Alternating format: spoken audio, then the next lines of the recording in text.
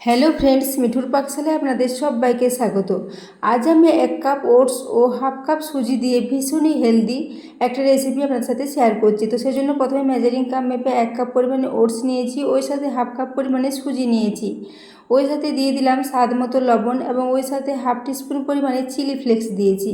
এরপর সমস্ত শুকনো উপকরণগুলোকে খুব ভালো করে মিশিয়ে নিচ্ছি। এইভাবে সব কিছু খুব ভালো করে মেশানো হয়ে গেলে এখানে দিয়ে দেব গাজর। তো এখানে আমি একটা ছোট সাইজের গাজর নিয়েছি, তার অর্ধেকটা গাজর এখানে নিয়েছি, আবার অর্ধেকটা পরে ব্যবহার করব বলে রেখে দিয়েছি। তো দেখুন গাজরটাকে গ্রেট করে এর সাথে মিশিয়ে নিচ্ছি। তো খুব ভালো করে এটাকে গ্রেট করে নিচ্ছি। এইভাবে পুরো গাজরটাকে গ্রেট করে নেব। তারপর এখানে কিছুটা গরম জল দিয়ে খুব ভালো করে সুজি ও ওটসটাকে মিশিয়ে নেব। তো দেখুন সেই জন্য এখানে হাফ কাপ পরিমাণে গরম জল নিয়েছি, জলটা খুব ভালো করে এর সাথে মিশিয়ে নিচ্ছি। তো বন্ধুরা, আজকের রেসিপিটা ভীষণই হেলদি, নামমাত্র তেলে এটা রেডি হয়ে যাবে। এটাকে আপনারা বাচ্চাদের স্কুলের টিফিনে বা সকালে ব্রেকফাস্টে বানিয়ে নিতে পারেন। ভীষণই হেলদি একটা রেসিপি। তো রেসিপিটা যদি ভালো লেগে থাকে তাহলে অবশ্যই বন্ধুদের সাথে একটু শেয়ার করে দেবেন এবং রেসিপি ভালো লাগলে একটা লাইক করতে ভুলবেন না। তো দেখুন চামচ করে খুব ভালো করে আগে কিছুক্ষণ মিশিয়ে নেব, তারপর এটাকে চামচটা তুলে নিয়ে হাতে করে আগে মেখে নেব। তো এখানে গাজর আছে, গাজরের সাথে লবণও দেওয়া আছে, তার জন্য এখান থেকে কিছুটা জল বেরিয়ে আসবে। এছাড়া ওটস এবং সুজি দুটোই অনেক বেশি পরিমাণে জল টেনে নেয়, সেই জন্য এটাকে হাতে করে খুব ভালো করে আগে একটু নরম করে মেখে নেব। তারপর এটাকে রেস্টে রেখে দিলে এটা অনেকটাই শুকনো শুকনো হয়ে যাবে, যেহেতু সুজি এবং ওটস অনেকটাই জল টেনে বেড়ে যাবে। তো সেই জন্য এটাকে দেখুন হাতে করে খুব ভালো করে মেখে নিচ্ছি, তারপর রেস্টে রেখে দেবো 5 মিনিটের জন্য।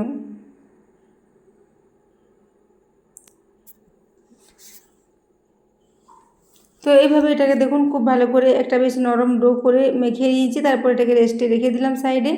এদিকে গ্যাসে একটা ফ্রাই প্যান বসিয়ে দিয়েছি, তাতে নিয়ে নিচ্ছি 2 চা চামচ পরিমাণে সরষের তেল। তেল গরম হয়ে এলে এখানে দিয়ে দেবো হাফ টিস্পুন পরিমাণে গোটা জিরে, ওই সাথে দিয়ে দেবো হাফ টিস্পুন পরিমাণে গ্রেট করে নেওয়া আদা, ওই সাথে দিয়ে দিচ্ছি এখানে 2 কাঁচা লঙ্কা ছোটো টুকরো করে কেটে রেখেছিলাম সেই কাঁচা লঙ্কার টুকরোটা। এরপর সব কিছু তেলের মধ্যে দিয়ে 1 থেকে 1.5 মিনিট পর্যন্ত একটু ভেজে নেব। এইভাবে মশলাটা ভাজা হয়ে গেলে এখানে দিয়ে দেবো গাজর। তো আমি যে অর্ধেকটা গাজর নিয়েছিলাম এবং বাকি অর্ধেকটা গাজর এইভাবে ছোটো টুকরো করে কেটে রেখেছিলাম, তো 2 টেবিল চামচ পরিমাণে হবে সেই গাজরটা এখানে ছোটো টুকরো করে কেটে রেখেছিলাম, সেটা দিয়ে দিলাম। গাজরটা একটু ভেজে নেব। গাজরটা ভাজা হয়ে গেলে এখানে দিয়ে দেবো টমেটো। তো আজকের রেসিপিতে এই টমেটোর জন্যই রেসিপিটার স্বাদ কিন্তু দুর্দান্ত হবে। তো সেজন্য আমি 2টো মিডিয়াম সাইজের টমেটোকে ছোটো টুকরো করে কেটে রেখেছি, সেই টমেটোটা এরপর তেলের মধ্যে দিয়ে দিচ্ছি। তো দেখুন খুবই ছোটো টুকরো করে এটা কেটে রেখেছিলাম।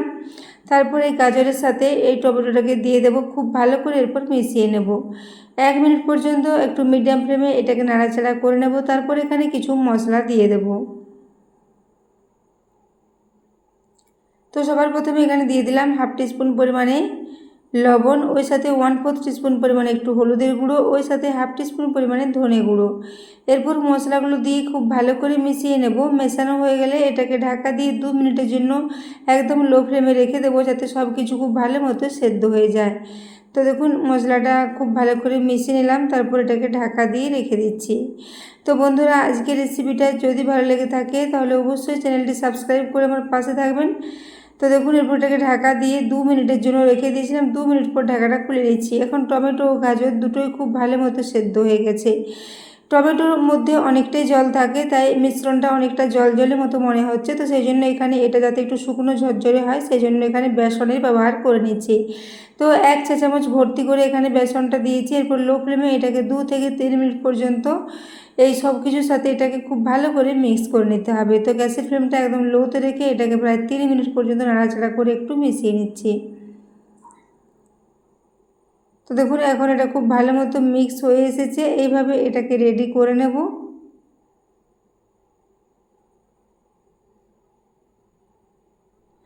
তো দেখুন এরপর সব শেষে এখানে দিয়ে দিচ্ছি 1/4 টিস্পুন পরিমাণে গরম মশলা। আজকের রেসিপিতে কোনো রকমের কুচনো ধনে পাতা বা কারি পাতার ব্যবহার করছি না, তবে আপনারা চাইলে এখানে কুচনো ধনে পাতার ব্যবহার করতে পারেন। তো এরপর দেখুন বেসনটা দেওয়ার পর কিছুটা ফ্রাই প্যানে লেগে গিয়েছিল, সেটাকে একটু পরিষ্কার করে তুলে নিলাম। এইভাবে এটাকে এরপর গ্যাস থেকে নামিয়ে ঠান্ডা হওয়ার জন্য রেখে দেব। তো এইভাবে টমেটোর মশলাটা দেখুন খুব ভালো মতো রেডি করে নিয়েছি। এরপর এটাকে নামিয়ে নিচ্ছি। এদিকে আমি সুজি এবং ওটসের যে মিশ্রণটা রেডি করে গেছিলাম সেটার ঢাকাটা এখন খুলে নিলাম। এখন এটা চেক করে নিচ্ছি। তো দেখুন এটা এখন ভিজে খুব অনেকটাই বেড়ে গেছে এবং খুব ভালো মতো নরম আছে। এরপর আমি এটাকে খুব ভালো করে আবারও মেখে নিচ্ছি। এইভাবে এটাকে বেশ নরম ডো করে একটু মেখে নিতে হবে। তো এরপর আমি এটার থেকে সমান 4টা লেচি কেটে নেব। একটু বড় বড় সাইজের লেচি কেটে নিচ্ছি। এখান থেকে যে পরিমাণ ডোটা রেডি হয়েছে তা দিয়ে এখানে মোট 4টা বড় বড় লেচি রেডি করে নিচ্ছি। প্রথমে লেচিগুলোকে কেটে নেব, তারপর এগুলোকে একটু হাতের সাহায্যে গোল গোল করে একটু চ্যাপটা চ্যাপটা করে রেডি করে নেব। তো তার আগে এখানে শুকনো একটু আটা ছড়িয়ে নিলাম যাতে হাতে না লেগে যায়। আটা ছড়িয়ে দিলে হাতে আর লেগে যাবে না।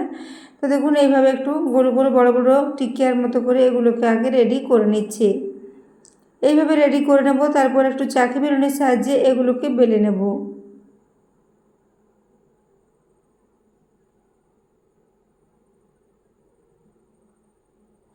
তো দেখুন এরপর এখানে একটা লেচি নিয়ে নিলাম এবং কিছুটা শুকনো আটা দিয়ে এটাকে একটা বেশ বড় রুটির মতো করে বেলে নিচ্ছি। সাধারণত আমরা বাড়িতে যেভাবে রুটি তৈরি করে থাকি সেই রকম করে এটাকে বেলে নেব।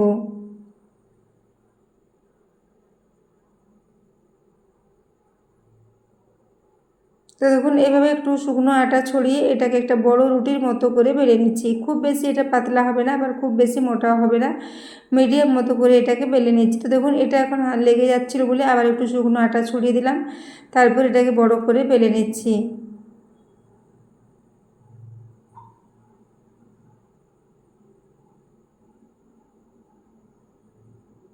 তো এখন দেখুন এটা খুব ভালো মতো বেলা হয়ে এসেছে। এরপর এটাকে আমি একটা প্লেটে তুলে রেখে দিচ্ছি। তারপর আবার একটা এরকম রুটির মতো করে বেলে নিচ্ছি। তো দেখুন আবার একটা রুটি এরকম বেলে নিয়েছি। এরপর ওই যে পুরটা রেডি করে রেখেছি সেই পুরটা অর্ধেকটা পরিমাণে পুর এখানে দিয়ে দেব। টমেটো দেওয়ার জন্য এটা ভীষণই হেলদি বা ভীষণই টেস্টি মতো রেডি হয়েছিল। তো বন্ধুরা আজকে আমি এখানে আপনাদের ওটসের সাথে এইভাবে টমেটোর পুর দিয়ে একটা পরোটার রেসিপি শেয়ার করেছি। ভীষণই হেলদি এবং ভীষণই টেস্টি হয় এই পরোটাগুলো খেতে। তো এটার স্বাদ দুর্দান্ত হয়, কোনো কিছু চাটনি ছাড়াই এটা খেতে কিন্তু খুবই ভালো লাগবে। এরপর দেখুন একটা রুটির উপরে কিছুটা পুর এভাবে ছড়িয়ে দিলাম মাঝ বরাবর, তারপর আরেকটা রুটি ঢাকা দিয়ে দিলাম। এরপর এটাকে একটু সমানভাবে যাতে গোল দেখায় সেজন্য একটা বড় টিফিন বক্সের সাহায্যে এভাবে একটু কাট লাগিয়ে নিচ্ছি, তাহলে এটা গোল মতো রেডি হয়ে যাবে। এরপর এই সাইডের অংশগুলোকে একটু কেটে নিচ্ছি। এগুলো দিয়ে পরে আমি আবারও পরোটা তৈরি করে নেব। তো দেখুন সাইডের অংশগুলোকে তুলে নিলাম।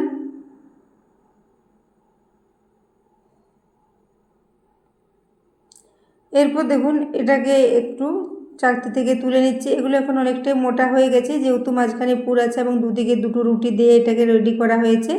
এই পরোটাগুলো একটু মোটা মোটা হবে এবং ভীষণ খাস্তা ও মুচমুচে মতো রেডি হবে। তো এইভাবে দেখুন দুটো পরোটা আমি বেলে রেডি করে নিয়েছি। এদিকে গ্যাসে একটা তাওয়া বসিয়ে দিয়েছি। এখন শুকনো অবস্থাতে তাওয়াতে এটাকে দিয়ে একবার দুবার উল্টে এটাকে একটু ফ্রাই করে নেব। তারপর এখানে আমি বাটার দিয়ে এগুলোকে ভেজে নেব।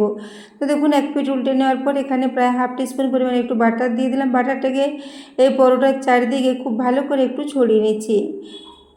তো বন্ধুরা আপনারা চাইলে যে কোনো ধরনের তেলে এটাকে রেডি করতে পারেন, ঘি অথবা যে কোনো ধরনের তেল দিয়ে এটা খুব ভালো মতো রেডি হয়ে যাবে। তো দেখুন বাটারটাকে উপরে খুব ভালো করে একটু ছড়িয়ে নিলাম। এরপর এটাকে উল্টে নেব। তো এইভাবে এটাকে উল্টে নিচ্ছি। উল্টে নেওয়ার পর অপর দিকটাতেও আবারও হাফ টিস্পুন পরিমাণে বাটার দিয়ে দেব। এই পরোটাগুলো খুব ভালো মতো না ফুললেও কিছুটা কিছুটা ফুলবে, কিন্তু খেতে ভীষণই ভালো মতো এটা রেডি হবে। তো দেখুন আবারও হাফ টিস্পুন পরিমাণে এখানে বাটার দিয়ে দিলাম। বাটারটাকে দিয়ে উপরে খুব ভালো করে একটু ছড়িয়ে নিচ্ছি।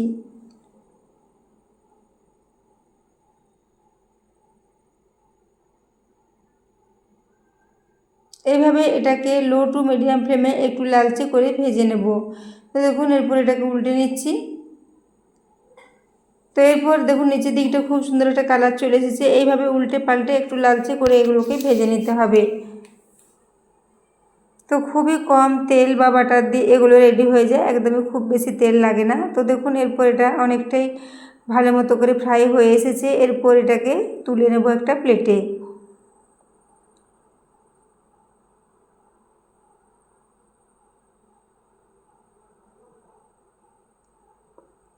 এইভাবে একটু বেশ মুচমুচে করে এটাকে ভেজে নিয়েছি। তো দেখতেই পাচ্ছেন কিছুটা কিছুটা জায়গা বেশ ভালো মতোই ফুলেছে। এরপর এটাকে আমি প্লেটে তুলে নিচ্ছি এবং আবার যে একটা পরোটা রেডি করে রেখেছি সেটাকেও একইভাবে একটু বাটার দিয়ে ভেজে নেব।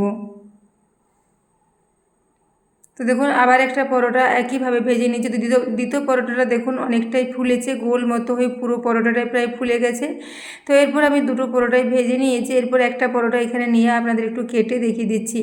উপর থেকে ভীষণই খাস্তা মুচমুচে এবং ভেতরটা পুরে ভর্তি। তো এরপর আমি একটা ছুরির সাহায্যে এভাবে এটাকে দুদিক থেকে কেটে এটাকে একটা বেশ ছোটো ছোটো পিস করে রেডি করে নিয়েছি, যাতে এটাকে টিফিন বক্সে দিতে সুবিধা হয়। তো দেখুন এই জন্য ছুরির সাহায্যে খুব ভালো করে এটাকে কাট লাগিয়ে নিলাম। এইভাবে এটাকে মাঝ বরাবর খুব ভালো করে কেটে নিয়েছি। এরপর এটাকে দেখুন আরেক পাশ থেকেও এইভাবে লম্বা লম্বা করে একটু কেটে নিচ্ছি। তাহলে এখানে 4টে মতো পিস রেডি হয়ে যাবে। এরকম ছোটো ছোটো পিসগুলো সার্ভ করতেও যেমন সুবিধে, তেমন টিফিন বক্সে দিতেও সুবিধে। এর আওয়াজটা একবার দেখুন উপর থেকে কতটা খাস্তা মতো রেডি হয়েছে। ভীষণই খাস্তা, ভীষণই হেলদি এবং ভীষণই টেস্টি একটা রেসিপি। তো বন্ধুরা রেসিপিটা বাড়িতে অবশ্যই একবার ট্রাই করবেন এবং ট্রাই করলে রেসিপি কেমন লেগেছে কমেন্টে জানাতে ভুলবেন না। তো দেখতেই পেলেন ভেতরটা পুরে ভর্তি, উপরটা ভীষণই মুচমুচে। তো একটা এরপর ছিঁড়ে দেখিয়ে দিচ্ছি দেখুন।